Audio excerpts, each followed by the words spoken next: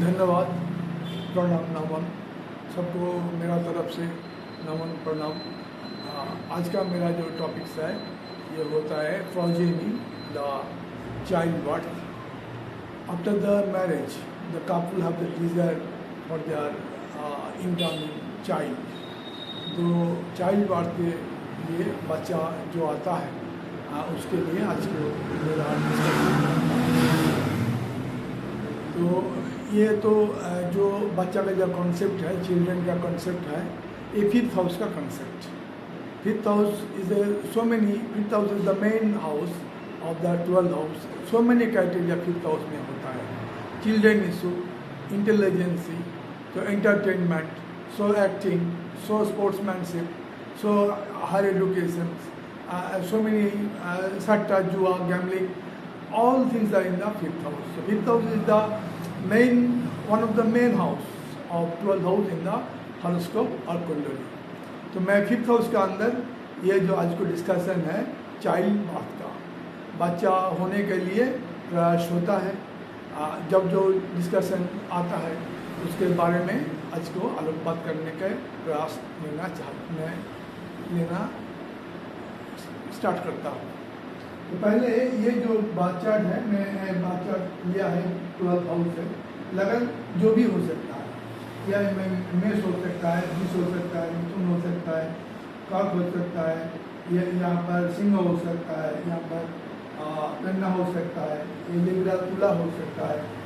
Any house, suppose it is one of the house I chosen learn of the particular native.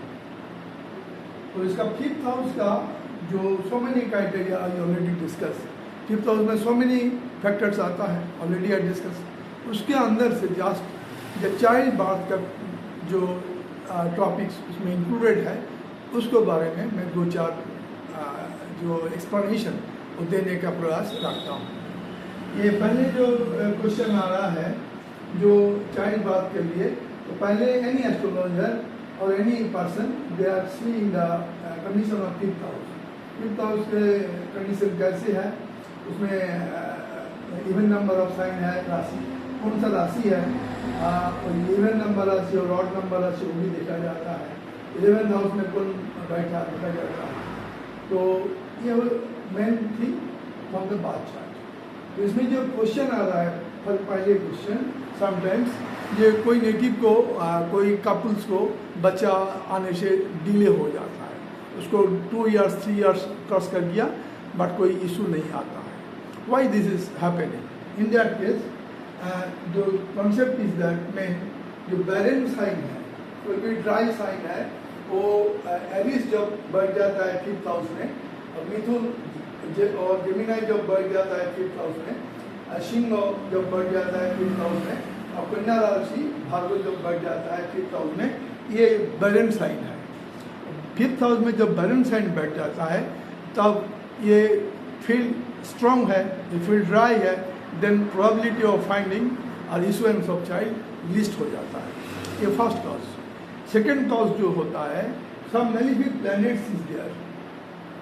Mainly जब any planet posited in fifth house, वो जब fifth house में केतु आता है तो the obstacle आ जाता है, और एनी प्लैनेट बैठ जाता है उसको नक्षत्र लॉर्ड केतु होता है। इन दैट केस जब नक्षत्र लॉर्ड केतु हो जाता है फिफ्थ हाउस के साथ कनेक्शन, सपोज फिफ्थ हाउस में बुध बैठ गया, उसको नक्षत्र लॉर्ड केतु आ गया। इन दैट केस नक्षत्र लॉर्ड केतु आ गया, इन that case the probability of issuance of child नहीं होता है, डिले हो जाता है। मैरिज के बाद 2-3-4 साल चला गया, कोई इशू नहीं है। दोनों कंडीशन फिफ्थ हाउस में बैरन साइन नहीं होना चाहिए, probability of issuance of child list हो जाता है। सेकेंड, केतु और एनी प्लैनेट वो फिफ्थ हाउस में बैठता है जिसका नक्षत्र लॉर्ड केतु इटसेल्फ होता है। In that case issuance of child में डिले होता है, समटाइम्स डिनायल भी होने का देखा जाता है। तो medical science so many develop हो गया। सो अब तो जिसका चाइल्ड नहीं होता है, मेडिकल साइंस अलग तरीके से उसको फुलफिलमेंट कर देता है। मैं जस्ट एस्ट्रोलॉजिकली जो क्यों हिंड्रेंस कहाँ से आता है, उसको बोलने का लिए प्रयास रखता हूँ, ट्राई करता हूँ। तो ये होता है रीजन। जो बैलेंस साइन 5th हाउस में आ गया, 4 है, मेष, मिथुन, सिंह, कन्या, कभी ऑब्स्टेकल आ गया। एंड जब इसमें अदर प्लेनेट बैठ गया जिसका नक्षत्र लॉर्ड केतु है और केतु इस तरफ यहाँ पर है, in that case issuance of child में डिले हो सकता है और in the very critical situation में डिनाइल भी हो सकता है, but today it is medical science उसको ठीक कर देता है। तो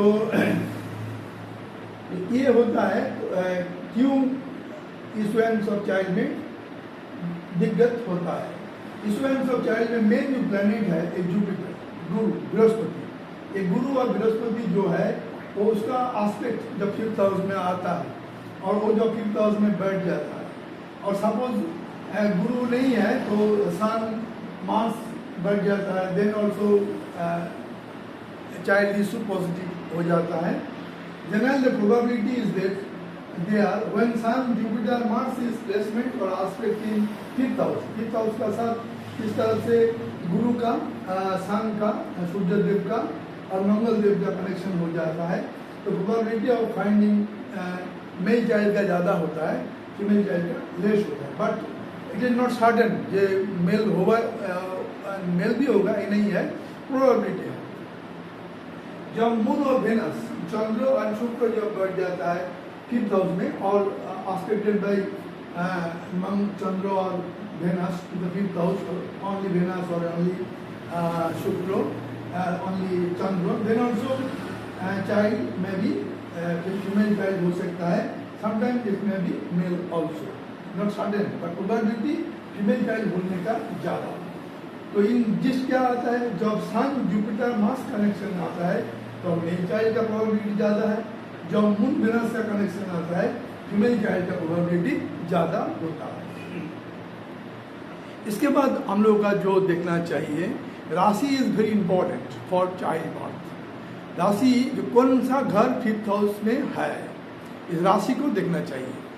सपोज ये मेष लग्न का है तो 5th हाउस में ये सिंह का घर है, ये 5 नंबर घर है। तो जब ऑड घर आता है यहाँ पर कौन कौन घर आएगा 5th हाउस में, ऑड नंबर घर 1, 3, 5, 1 आएगा, 3 आएगा, 5 आएगा, 7 आएगा, 9 आएगा, 11 आएगा। इन दैट केस जो ऑड साइन आता है तो ये होता है मेल चाइल्ड। और जब इवन नंबर आता है 2, 4, 6, 8, 10, देन इट इज होता है probability of issuance of female child.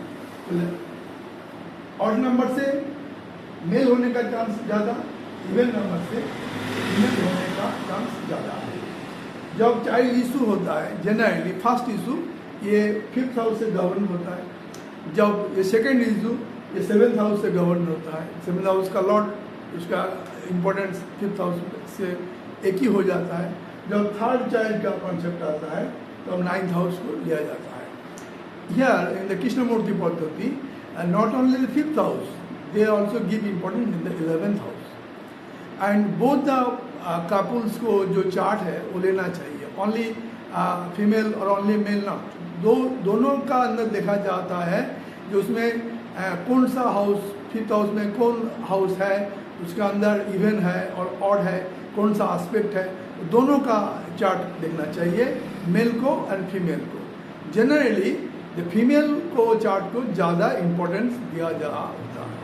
Female chart gets more importance than the male chart, but male chart have importance also, but female chart को ज़्यादा गुरुत्व दिया जाता है। केपी सिस्टम में 11th हाउस को किया गया जाता है। 11th house is the fulfilment of desire, divine जो चाइल्ड ब्लेसिंग देता है वो 11th हाउस से आता है। सो 11th हाउस को भी कंसिडर करा जाता है। 11th हाउस में सपोज गुरु बैठ गया और 5th हाउस में एस्पेक्ट देता है। 11th हाउस में मंगल बैठ गया तो 5th हाउस में एस्पेक्ट देता है। 11th हाउस में सन बैठ गया तो 5th हाउस में एस्पेक्ट देता है। सिमिलरली शनि भी देता है, बुध भी देता है। तो बुध दो नपुंसक कारक ग्रह है, ए वेरी क्रिटिकल। बुध का प्लेसमेंट से जो हम लोग जो एनालॉजी ड्रॉ करता है ये वो फॉलो नहीं होता है sometime in case of placement of Mercury that is Budh. Budh जब 5th हाउस में बढ़ जाता है, ये चाइल्ड में भी मेल चाइल्ड में भी फीमेल चाइल्ड, फर्स्ट चाइल्ड भी मेल हो सकता है, सेकंड चाइल्ड भी मेल हो सकता है बुध का प्लेसमेंट से। तो बुध जो एनालॉजी हम लोग ड्रॉ कर रहा है इस टोटली बुध फॉलो नहीं करता है। Budh is a critical, Makar is a critical planet in 5th house combination में। तो ये होता है चाइल्ड इशू का बारे में। क्यों नहीं होता है वो तो बैलेंस साइन का कॉन्सेप्ट है, एंड केतु का पोजीशन, एंड केतु द नक्षत्र लॉर्ड और star Lord in that case. Marker जो पोजीशन बोला हुआ है, जब रिलेशनशिप इस हाउस का रिलेशनशिप ऑड में आता है, 5th का लॉर्ड से 9th है, 9th का लॉर्ड फर्स्ट में है, इसमें जो ऑड साइन का रिलेशन आता है तो मेल चाइल्ड का प्रोबेबिलिटी ज़्यादा। जब 2-6 ये इवन साइन का रिलेशन आता है तो अब ये फीमेल चाइल्ड का चांस ज़्यादा होता है। इसके बाद जो होता है समटाइम ये जो देखा जाता है, क्या देखा जाता है, ट्विन चाइल्ड आ जाता है, बेबी होता है, twin baby, one is male one is female, twin child आ जाता है, और बोथ में भी मेल ऑल्सो। ट्विन चाइल्ड कैसे आता है, इसका एक्सप्लेनेशन क्या है? इसको एक्सप्लेनेशन से आता है जो एस्ट्रोलॉजी में Mangal and Mercury, Mangal means Mars and Budh, दोनों प्लैनेट रिस्पॉन्सिबल फॉर द जुड़वा जो बच्चा आता है, इसमें मंगल का और बुध का कॉम्बिनेशन होता है। जब 5th हाउस में मंगल और बुध बोर्ड बैठ गया तो ट्विन चाइल्ड होने का बहुत चांस होता है। सपोज 5th हाउस में बुध बैठ गया, 11th हाउस में मंगल है, तो 11th हाउस में 7th एस्पेक्ट बुध का ऊपर आता है, तो ये बुध मंगल कॉम्बिनेशन हो जाता है, इसमें भी ट्विन चाइल्ड होता है। तो ट्विन चाइल्ड होने से हम लोगों का मंगल और बुध का रिस्पॉन्सिबिलिटी ज़्यादा होता है। अगर 5th हाउस में मंगल बुध दोनों बैठ गया और 5th में बुध बैठा, मंगल 11th में बैठा, और 5th लॉर्ड और 11th लॉर्ड बोथ बुध मंगल होके लगन में बैठ गया, देन में भी ए केस ऑफ ट्विन चाइल्ड। तो ट्विन चाइल्ड होने के लिए मेन रिस्पॉन्सिबिलिटी जाता है मंगल और बुध को देखना चाहिए। जब ट्विन चाइल्ड होने का प्रोबेबिलिटी आता है, उसको जो पार्टनर है उसको फिजिकल हेल्थ में भी पहले से कुछ पता हो जाता है जब ये चाइल्ड ट्विन होने का चांस मालूम होता है। तो मेनली प्लैनेटरी कॉम्बिनेशन में मार्स आता है और मरकरी आता है, मंगल आता है एंड बुध आता है। तो this is the issuance of child after the marriage. तो कंसाइज क्या होता है बाद में हम, कंसाइज ये होता है, फर्स्ट क्वेश्चन होता है कि समटाइम्स कपल डिले हो जाता है, they are not getting child after 2 years और 3 years, क्यों नहीं होता है? इसके लिए बैलेंस साइन जो राशि है 5th हाउस में उसको देखा जाता है, सेकंड केतु को देखा जाता है, और the third is very important, Ketu भी नहीं है, अदर प्लैनेट भी नहीं है, बट वो जो प्लैनेट 5th हाउस में बैठ गया उसको नक्षत्र लॉर्ड केतु हो गया। इसमें चाइल्ड इशू में ट्रबल आता है, डिले आता है, sometime in the strict condition में डिनाई हो जाता है। ये मेन थिंग, ये मैं इसका आलोचना का मेन डिस्कशन। ट्विन चाइल्ड के बारे में 2 planet responsible, Mangal and Budh, generally their placement in 5th house और 5th and 11th, और somewhere they are jointly placed and aspected to the 5th house में एस्पेक्ट आ सकता है। In that case twin baby हो सकता है। तो थैंक यू, बहुत बहुत धन्यवाद सबको, मेरा तरफ से हार्दिक प्रणाम, शुभेच्छा। मैं यहाँ पर मेरा आज का जो आलोचना यहाँ पर समाप्त करता हूँ, और आएगा प्रणाम नमन।